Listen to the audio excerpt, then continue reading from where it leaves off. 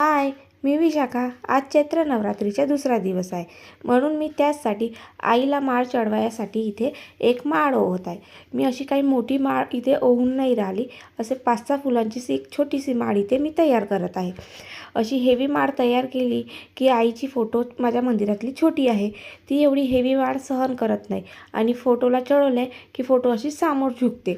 म्हणून मी इथे छोटीशीच एक 5-6 फुलांची माळ तयार करत आहे. असा कोणता सण असला तर मी छान एक माळ आणते आणि आईला चढवते. एखादी वेळा ठीक आहे, पण आता मी 9 दिवस रोज आईला माळ चढवणार आहे, तर आई एवढा सहन करत नाही. म्हणून मी अशी छोटीशी माळ इथे रेडी केली आणि आईला इथे चढवली. पूजा तर माझी सकाळीच झाली होती.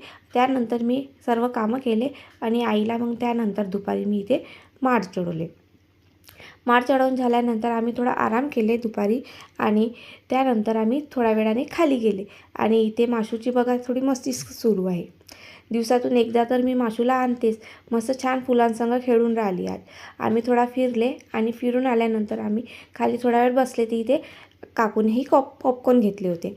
पॉपकॉर्न खाऊन आम्ही वर आले आणि मग सायंकाळी बाहेर जायचा प्लॅन केले. आम्ही आज शिवाजी चौकात गेले होते, कारण मला थोडा काम होता शिवाजी चौकामध्ये. काही वस्तूही घ्यायची होती आणि माशूलाही फळं घ्यायचे होते. चहा पेले आम्ही आणि नंतर माशूला फळं घेतले.